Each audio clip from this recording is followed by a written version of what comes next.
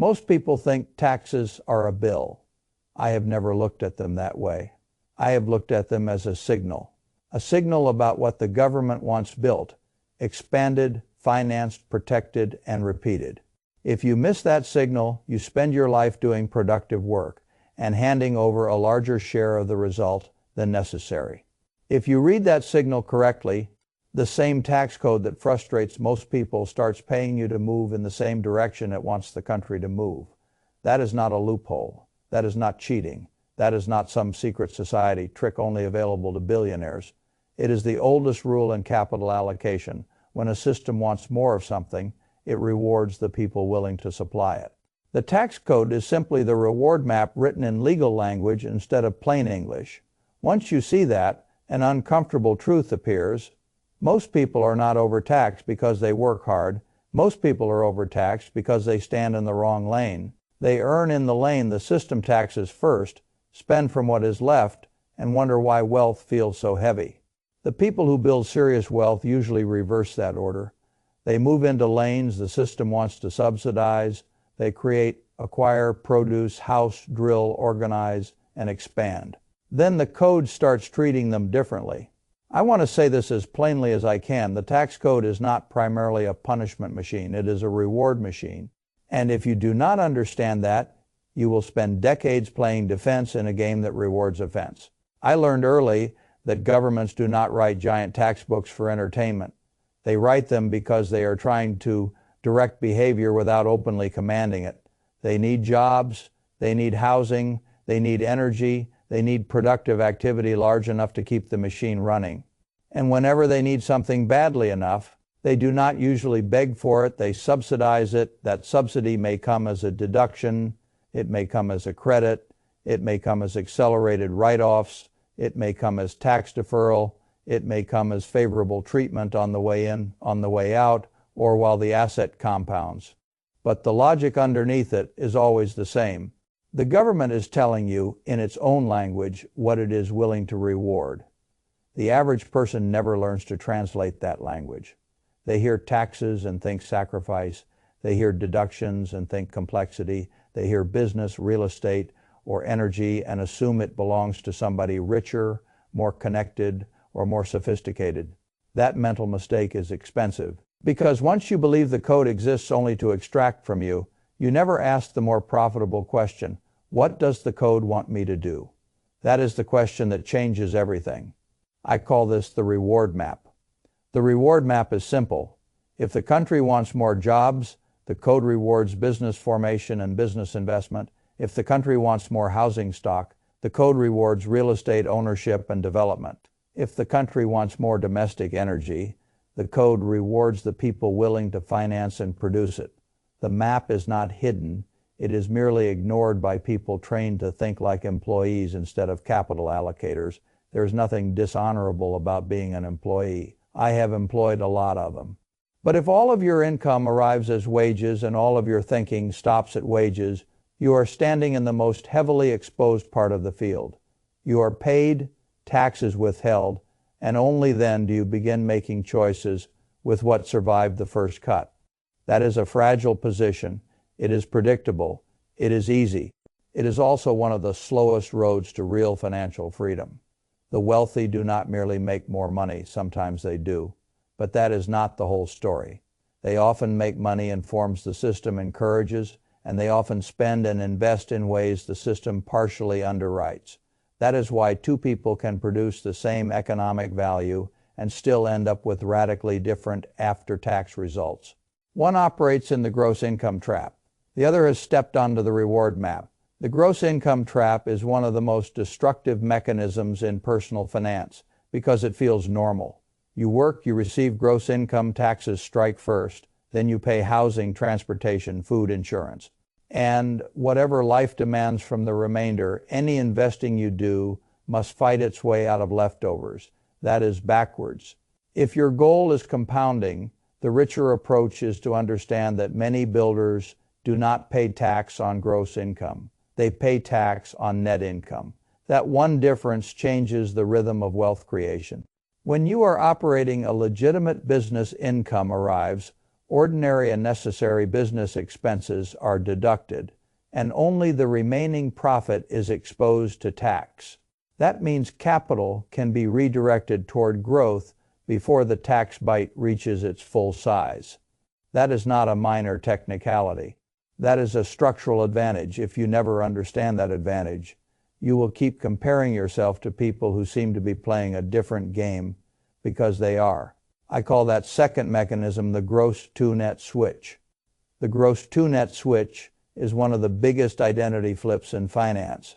The moment you stop seeing yourself only as a worker and start seeing yourself as an owner, operator, allocator, the code begins to open doors that were invisible before: marketing software, professional fees, equipment, certain travel, certain vehicle use, parts of housing when legitimately tied to business, research costs, organizational costs, retirement structures, income shifting strategies. The list gets longer as the business becomes more real, more disciplined, and more intelligently run. Most people hear that and immediately reach for fantasy. They imagine fake deductions, vanity spending, or some cartoon version of fraud. That is exactly the wrong instinct. The serious lesson is not that you should play games. The serious lesson is that the code rewards real economic behavior. It rewards people willing to build something real, however small at first. A side business is not small if it changes the tax physics of your life. A consulting activity is not trivial if it moves you from pure wage dependence to owner behavior. A small acquisition is not insignificant if it turns passive consumption into productive deployment. The reason business ownership is such a powerful lane is not just that it can create upside. It is that the system wants that upside to exist. Small businesses create an enormous share of employment and local economic stability. Governments know this. So they do what governments always do when they need more of something. They subsidize it. Even the startup phase gets favored treatment. If you spend money investigating, organizing, and launching a real business, the code often gives you a way to begin recovering some of that cost. That matters because it lowers the cost of becoming productive. It reduces the price of experimentation. It says, in effect, we would rather have more people try to build than remain permanent spectators. I have always liked systems that reduce the penalty for intelligent action. That is what this does. And then the advantages deepen. If your business earns income, the difference between being taxed as a wage earner and being taxed through a properly structured business can become substantial. Now your thinking changes. Instead of asking, how much of my paycheck can I save after everyone else gets paid? You begin asking, where should this income go so that it strengthens the enterprise, protects the balance sheet, and compounds intelligently? That is a much better question. It turns earning into allocation. It turns taxation from an annual ambush into a strategic planning exercise. That is the identity flip I care about most. Poorly trained minds think in terms of earning. Wealthy minds think in terms of placement. They ask where capital should sit, where effort should flow, and how the rules around them can be used honestly, intelligently, and repeatedly. You stop behaving like prey. You begin behaving like a builder. I call that the builder-S privilege. The builder-S privilege is not a guarantee of riches. Plenty of businesses fail. Plenty of owners waste money. Plenty of entrepreneurs confuse activity with value and deductions with wealth. A tax deduction does not rescue a bad enterprise any more than a coupon rescues a bad purchase. I want to be very clear about that. The goal is never to spend $1 merely to save 30 cents. The goal is to direct dollars into productive uses the system already encourages. That distinction keeps you sane. It also keeps you from doing stupid things in the name of tax efficiency. The tax tail should never wag the economic dog. But when the economics are sound, the code can meaningfully improve the result. That is why large companies have been able, at various points, to report vast economic success while showing minimal current federal tax. People become emotional when they hear that. I become analytical. I ask what the system rewarded: capital expenditures, research equipment, expansion, infrastructure. If the government chooses to encourage those things, Then a company investing heavily in them can legitimately produce a much lower tax bill than someone who only sees the headline income figure and assumes the whole story is theft. A society may debate whether a given incentive is wise, that is fair, but as an investor, I begin with a simpler rule. I do not argue with the map while I am standing in the desert. I read the map, then I decide whether the terrain makes sense for me. That brings me to the second big lane on the reward map. And for many people, it is the first one they can understand viscerally because they can touch it, finance it, repair it, rent it, and eventually sell it. Real estate. Most people think real estate tax advantages begin and end with leverage. That is too shallow. The deeper advantage is what I call the paper loss engine. The paper loss engine is one of the strangest and most powerful ideas in the whole tax code. A property may appreciate in the real world while creating depreciation deductions on paper in ordinary English. That means the asset can become more valuable while the code allows you to behave. For tax purposes, as though parts of it are wearing out and losing value over time. That mismatch is not an accident. It is an incentive. The government wants housing stock. It wants buildings repaired, managed, financed, rented, and improved. So it gives owners tools that can dramatically reduce the taxable income associated with that activity. Mortgage interest, property taxes, insurance, repairs, management fees, operating expenses, depreciation. These layers combine into something most people do not appreciate until they see real returns. A property can be cash flowing while showing very little taxable income. Read that again. You can have real money coming in while taxable income looks muted or delayed. That is not magic.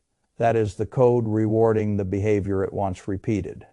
Now the engine becomes even more powerful when investors accelerate depreciation through more specialized analysis, breaking a property into components that recover faster than the building as a whole. Suddenly, deductions that would have arrived slowly over many years can be pulled forward. The result can be front-loaded shelter, sometimes on a scale that shocks people who have only ever known wage income and standard deductions. And this is where the psychology changes. An ordinary earner sees a down payment as money trapped in a property. A trained allocator may see the same deal as a platform for rent appreciation, debt amortization, depreciation, and future optionality. One person sees a bill, the other sees a machine. That is the difference the reward map creates. I want to add a caution here because this is where foolish people get hurt. Real estate is not automatically wonderful. A bad property in a bad location with bad financing and bad operators is still bad. If you overpay, underestimate repairs, use reckless leverage, or buy for tax reasons, instead of investment reasons, the code will not save you. The tax advantages can improve a good deal. They cannot transform stupidity into genius. Still, once you understand the machine, it is hard to unsee. You can finance an asset with debt. The tenant may help retire that debt. The property may appreciate. The code may allow non-cash deductions through depreciation. In some cases, when equity builds, you may borrow against that equity without creating a taxable sale. And when one property has run its course, there are paths that can defer recognition of gains if you roll into another qualifying property. If you step back, the pattern becomes obvious. The code is not simply taxing the outcome. It is sculpting behavior over decades. It is nudging the disciplined owner toward larger, longer compounding cycles. That is why real estate has created so much durable wealth. Not because every property is a gem, not because landlords are magicians, but because the combination of leverage, cash flow, depreciation, and deferral can create a very forgiving compounding structure when used intelligently. I call that the shelter. To scale loop, the shelter. To scale loop works like this. You acquire a productive asset. The asset generates income. The code softens the taxable impact of that income. That improves retained cash. Retained cash and rising equity expand your ability to acquire more productive assets. Then the loop repeats. It is not flashy. It is not social. Media glamorous, it is simply one of the more reliable ways the reward map helps discipline people, widen the distance between economic income and taxable income over time. And now we come to the third lane, which is less familiar to the average person, much more specialized, and often much riskier. But the incentives there reveal the reward map in its purest form. Energy. Nothing exposes governmental priorities faster than energy policy. A modern economy runs on abundant, reliable energy. When energy becomes scarce or expensive, almost everything downstream feels pressure. Transportation costs rise. Input costs rise. Margins compress. Consumers weaken. Politics becomes volatile. Governments know this. So when they want more domestic production, they do not merely give speeches. They create tax treatment that makes capital move faster toward drilling, equipment, and production. I call this mechanism the depletion shield. The depletion shield is fascinating because it shows how aggressively a tax code will reward activity it considers nationally important. In certain qualified energy structures, large portions of an investor's capital may become deductible early, often because the underlying operation includes intangible drilling costs and other expenditures the system wants to encourage. There can also be depreciation on physical equipment and favorable treatment on a slice of the revenue stream itself. That combination is rare. You get help going in. You may get help while operating. You may get help on the output now. I need to speak like a grown-up here, not a salesman. This is not beginner territory. These deals can be complex. They can be illiquid. They can involve operational risk, commodity risk, management risk, and structure risk. They may be limited to investors who meet certain standards, and if you wander into a specialized asset simply because the tax promise sounds exciting, you are acting like bait, not capital. But the principle still matters enormously, even if you never invest $1 in oil or gas, because it reveals the true architecture of the reward map. The government does not merely tolerate some investments. It actively recruits them through the code. It says, in effect, if you help us produce the things our economy cannot function without, we will reduce the drag on your capital. That sentence explains more about wealth than most people will learn in 10 years of casual financial content. What creates our tax wealth is not just return. It is return adjusted for friction. Taxes are friction. Bad debt is friction. Overpriced consumption is friction. Poor structure is friction. Most households spend their lives fighting for a higher gross return while ignoring the friction that keeps grinding the result back down. The sophisticated investor never ignores friction. He studies it. He engineers around it. He removes what can be removed and gets paid for carrying what the system wants carried. That is why I do not separate investing from tax planning in my mind. They are not identical, but they are married. A mediocre investment with great tax treatment is still often mediocre. A great investment with terrible structure can underperform what it should have been. The real goal is alignment.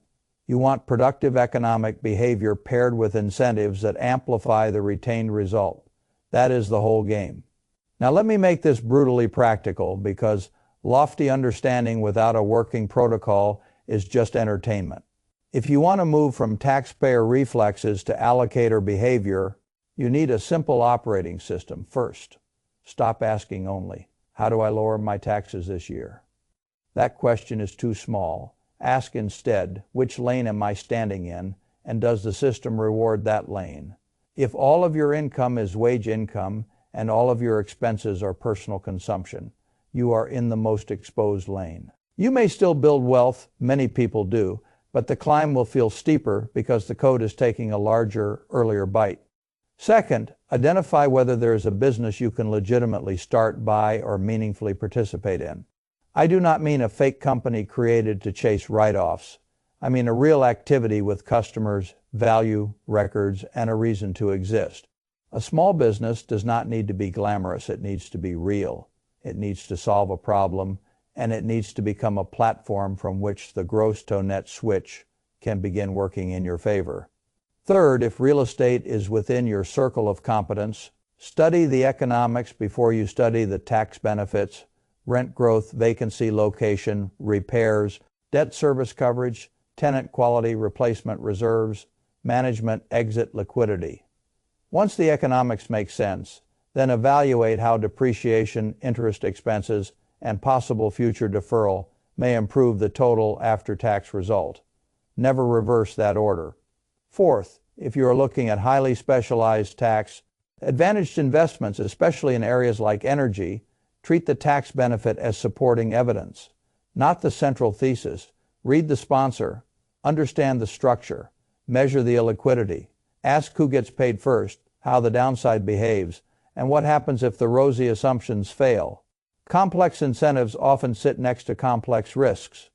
Fifth, think in decades, not filing seasons. The people who use the reward map best are not improvising in March and panicking in April. They are planning throughout the year. They know where income will land. They know where capital may be deployed. They know which deductions are recurring, which are front-loaded, which are deferred, and which are conditional. They build a system, not a scramble. I call this the incentive operating system. The incentive operating system does one thing extraordinarily well. It turns the tax code from a yearly surprise into a capital allocation tool. That is when the emotional tone of your financial life changes. You stop dreading the scorekeeper and start understanding the field. You stop reacting after the fact and start choosing before the fact. You stop seeing taxes only as loss and start seeing them as one more variable in a larger compounding equation. That does not mean you become obsessed with avoiding every dollar of tax. I have paid plenty of tax in my life, and I do not resent paying tax on real success. What I resent is waste. I resent people sleepwalking into the highest friction lane and then calling the result inevitable. I resent the idea that the average intelligent person is somehow too unsophisticated to understand incentives. That is nonsense. You do not need to become a tax lawyer to grasp the core idea. You need to understand that the code is written to reward certain forms of behavior, and then you need to decide whether you are willing to adopt any of those behaviors in a disciplined, competent way. That is a different mindset entirely. The old identity is the payer. The new identity is the builder. The payer earns, gets clipped, consumes, and tries to invest what remains. The builder studies the map, allocates through rewarded lanes, compounds with less drag, and keeps widening the spread between economic effort and after-tax retention.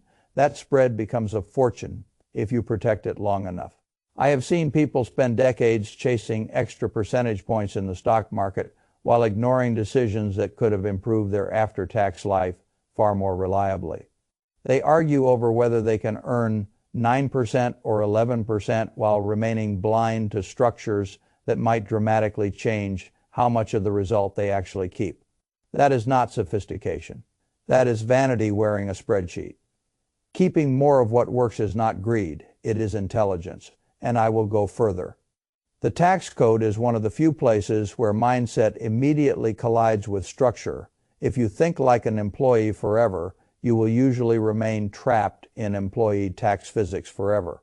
If you start thinking like an owner, even on a small scale, new possibilities emerge.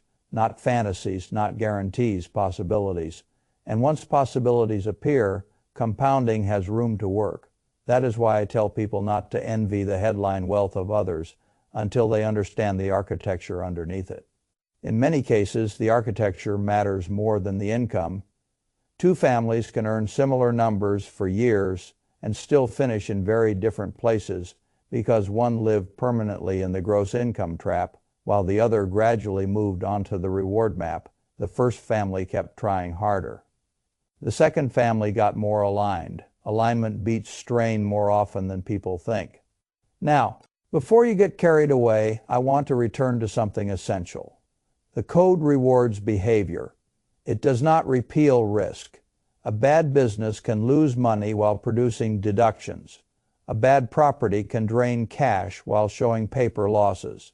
A bad energy deal can combine complexity, illiquidity, and disappointment into one ugly package. If the investment is weak, tax treatment cannot make it strong. So never let the incentive blind you to the enterprise. That is how amateurs get harvested. They hear right, off, and stop thinking. You cannot afford that. The disciplined path is harder and better. Understand the incentive, verify the economics, respect the structure. Build records, get competent advice, repeat only what you actually understand. There is no glory in pretending to be sophisticated. There is enormous value in being consistently rational. That is the approach I would want if I were starting from zero and trying to rebuild my financial life intelligently. I would not ask how to look rich faster. I would ask how to stand where the system pushes with me instead of against me. I would ask how to move at least part of my life out of pure wage exposure and into ownership. I would ask how to build or buy productive assets that make sense before taxes and improve after taxes. I would ask how to reduce friction without manufacturing nonsense. And I would ask one final question that most people avoid because it is too revealing. Am I trying to build wealth or am I trying to remain convenient? Convenience is expensive. It is convenient to stay in one simple lane forever. It is convenient to let taxes happen to you. It is convenient to say business is too messy. Real estate is too complicated. And the wealthy must know tricks you will never understand. It is convenient to remain a spectator, but convenience has a cost, and the cost compounds. The reward map does not force you to do anything. It simply exposes the trade-off. You can stay in the lane where the system taxes you first and rewards you least. Or you can begin, carefully and honestly, moving into lanes where the system wants more participation and therefore offers more favorable treatment. That is the final choice. Not whether you will pay tax. You will not whether every incentive is for you. It is not. The choice is whether you will continue living as if the code is a wall or whether you will finally admit it is a map. A wall makes you smaller, a map makes you responsible. And responsibility is heavier in the beginning because now you can no longer pretend you do not have options. You may not use all of them, you may not use them immediately, you may decide some are outside your circle of competence. Fine, but once you understand the map, you cannot unsee it. You will notice the difference between gross and net. You will notice the difference between consumption and allocation. You will notice that the system rewards builders, owners, producers, and suppliers far more aggressively than it rewards passive earners who never move beyond a paycheck. And then the mirror appears if your future self looked back 10 years from now. Would that person say you stayed in the expensive lane because it was simple, or that you accepted the burden of learning how the game actually works? That is the test. Because the people who build real wealth are not always the people who earn the most before tax. Very often, they are the people who understand incentives well enough to keep more, redeploy more, and repeat more. That is not flashy, it is not loud, it is not even especially entertaining. It is just how fortunes get built. The IRS is not literally mailing out prizes for random investing decisions. That is not how I would phrase it. But it is absolutely true that the code is prepared to reward certain investments so aggressively that if you are standing in the right lane, the government is effectively sharing part of the cost of your capital deployment. That is close enough to get your attention. Now the real question is whether it will get your action, because the next decade of your life will be shaped not only by how hard you work, but by whether you keep feeding capital into unrewarded habits or begin moving it into structures. The map was written to favor. That is not a slogan. That is the difference between building wealth uphill and building it with a tailwind. And once you feel the tailwind, you will never again confuse motion with progress.